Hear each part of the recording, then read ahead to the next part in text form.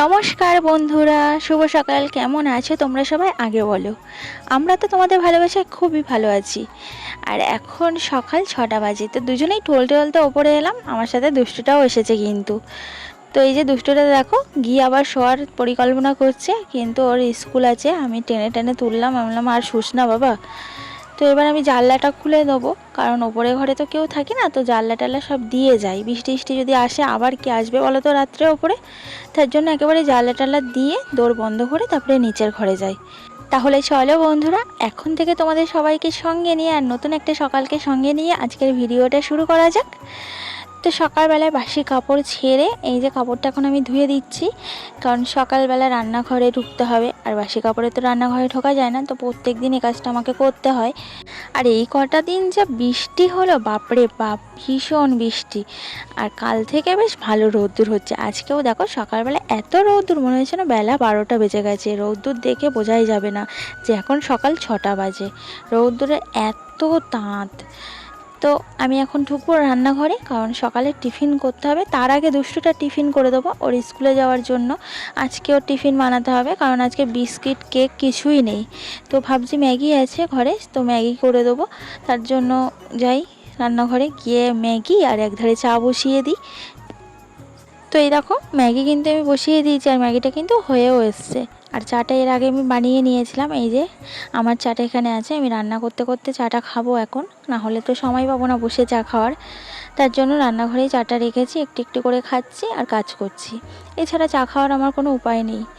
তো চলো ম্যাগিটা রান্না করে দুষ্টুটা টিফিন বক্সে আমি দিয়ে তারপর দুষ্টুটাকে রেডি করবো স্কুলে যাওয়ার জন্য। তোর ব্যাগটা আমি গুছিয়ে দিয়েছি, চলে এলাম নিচের ঘরে। এসে দুষ্টুটাকে রেডি করিয়ে দিচ্ছি, ওকে ড্রেস পরিয়ে।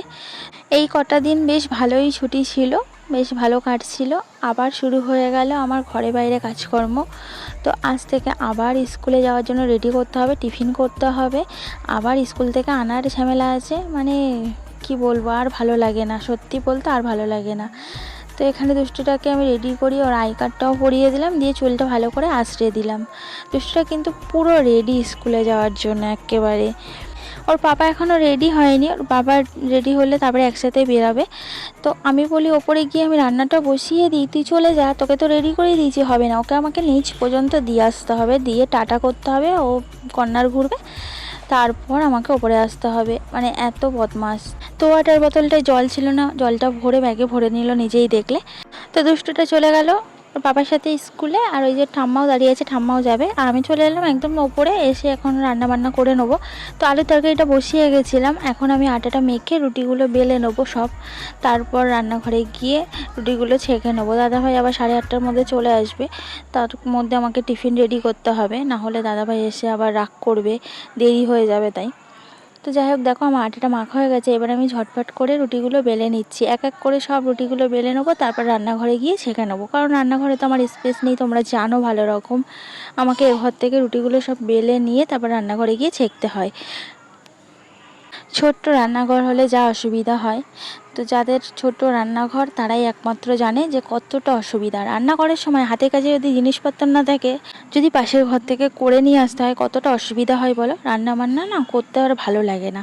তো রান্নাঘরে এসে দেখো আমি রুটিগুলো ছেঁকে নিচ্ছি, আর আমার কিন্তু অনেকটাই দেরি হয়ে গেছে, দাদাভাই কিন্তু চলে এসেছে। তো দাদাভাই ব্রাশ করছে, আমি এখন রুটিগুলো ছেঁকে আগে দাদাভাইকে খেতে দেবো। এই সকালবেলাটায় আমার না প্রচুর তাড়াহুড়ো লেগে যায়। কি করব বলো, একই সময়ে যে সব কিছু, দুষ্টুটার স্কুল, আবার দাদাভাই টিফিন করা, দাদাভাই বেরানো। তো এই সময়টা পার হয়ে গেলে আমার আর রাতে তাড়া থাকে না, ধীরে সুস্থে তখন আমি কাজকর্মগুলো করি সংসারে। তো রুটিগুলো সব একে একে আমি ছেঁকে নিলাম দেখো।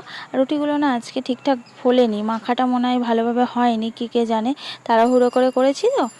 তো সংসারে সব কাজ বাজ সেরে এই যে দুষ্টাকে আনতে যাচ্ছি এখন। আর কি রোদ্দুর জানো না, হাত পায়ে যেন ছাকা লাগছে, এত রোদ্দুর। তারপরে এই যে দুষ্টুকে নিয়ে বাড়ি এলাম, আর ভীষণ গরম পড়েছে আজকে, ভীষণ। দুষ্টুটা আমাকে দেখাচ্ছে ওর আজকে টিফিনটা পুরো ফিনিশ করেছে। অন্যদিন বদমাইশটা টিফিন অর্ধেক খেয়ে বাড়ি নিয়ে চলে আসে, আজকে যে ম্যাগি দিয়েছি টিফিন তো পুরো ফিনিশ করবেই। ম্যাগি খেতে যেও ভীষণ ভালোবাসে। তো জামা কাপড় কেচে রেখে গেছিলাম, সেই জামা কাপড়গুলো ওপরে নিয়ে এসে এই যে এখন মেলে দিচ্ছি রৌদ্রে।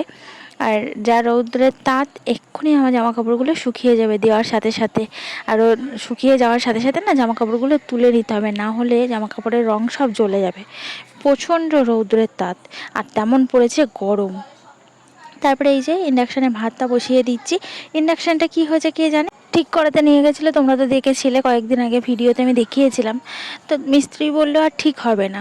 ইন্ডাকশানটা যখন চলছে তো ভালো চলছে, একদিন হয়তো চললো, আবার 2-3 দিন কি 4 দিন 5 দিন আবার চলছে না, এরকম করেছে। কদিন বন্ধ ছিল, চলছিল না ইন্ডাকশানটা, আজকে দেখি আবার হঠাৎ করে চলছে। তো ভাতটা বসিয়ে দিলাম ইন্ডাকশানে। যতটা পারি আমি সেদ্ধ, তারপরে ভাত, এগুলো আমি ইন্ডাকশানে করে নিই, তাহলে গ্যাসটা আমার সেভ হয়, তাই না?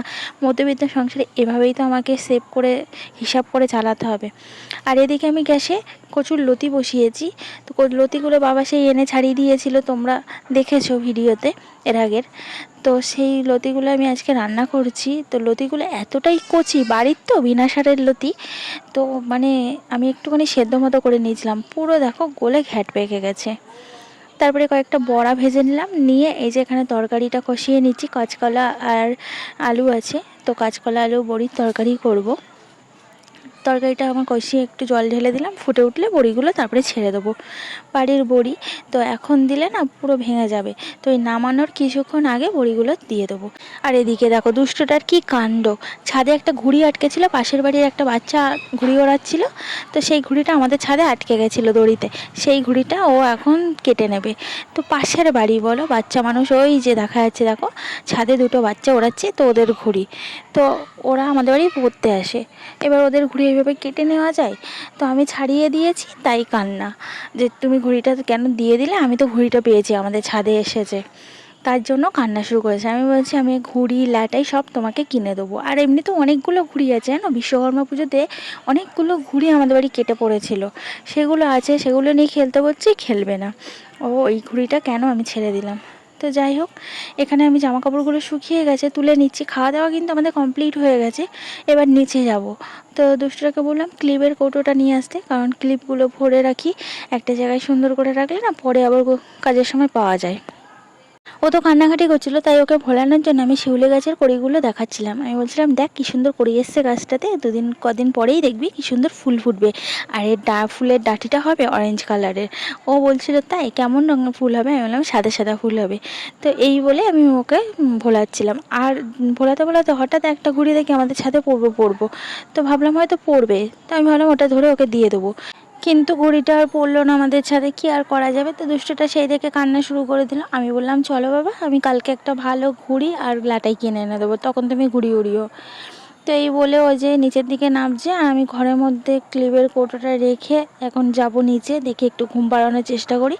সেই সকাল 6টার সময় আমার সাথে উঠেছে, তো ঘুম পাবে না বলো, ঘুম পেয়েছে বলেই ও এরকম ঘ্যান ঘ্যান করছে। তো এখন এই যে নিচে যাচ্ছি আমরা, এখন ওকে একটু ঘুম পাড়াই। তো সারাদিন কি করি আজকে তোমাদের সঙ্গে সবটাই শেয়ার করলাম। তো তোমরা কিন্তু অবশ্যই জানিও কেমন লাগলো আমার ভিডিওটা। তো এখানে দেখো দুষ্টুটা এসে শুয়ে পড়েছে, এবার আমি ওকে ঘুম পাড়িয়ে দিই, তো এখনও দেখো কেঁদে যাচ্ছে, ভালো লাগে বলো? আর এখন 3:30 বাজতে যায়, তো বারবার বলছি চুপ কর বাবা, কাঁদিস না, যদি শোনে। তারপর অনেক কষ্ট করে ভুলিয়ে ভালিয়ে একটু ঘুম পাড়ালাম, তারপর সোজা চলে এলাম সন্ধ্যাবেলা। তো এই যে এখানে চকোস আর দুধ করে দিলাম, এটাই এখন সন্ধ্যাবেলায় ও টিফিন করে নেবে, তারপর পড়তে বসবে। ও চকোস দুধ খেতে ভীষণ ভালোবাসে। আর আমাদের জন্য একটু দুধ চা বানিয়ে নিলাম। আজকে ভাবলাম দুধ চা খাই একটু, অনেক দিন দুধ চা খাওয়া হয়নি। এক একজনের এক এক রকম বায়না, কোথায় যে যাই আমি আর ভালো লাগে না। মেয়ে এখন বায়না ধরেছে ওকে সুন্দর টেস্টি একটা টিফিন বানিয়ে খাওয়াতে হবে। তো ভাবলাম ঘরে পাউরুটি আছে, চল আলু সেদ্ধ বসা, ইন্ডাকশানেও আলু সেদ্ধ বসিয়ে দিল।